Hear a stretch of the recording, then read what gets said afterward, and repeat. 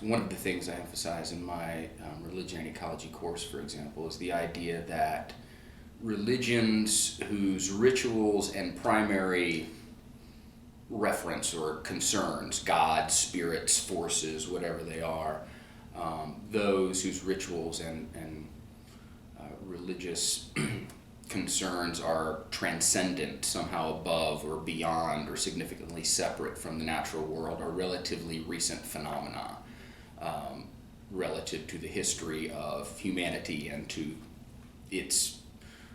apparent and to religion's apparent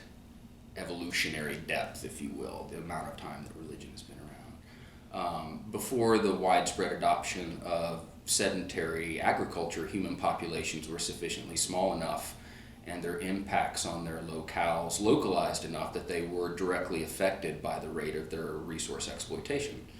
Only when populations expanded dramatically and became more sedentary and hierarchical, experiencing the emergence of specialization of labor, social division, only when these things occurred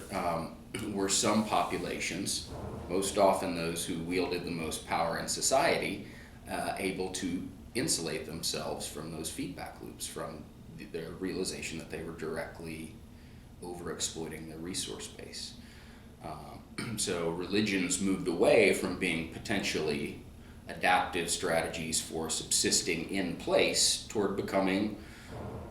emotively charged ornaments for increasingly stratified societies in some way.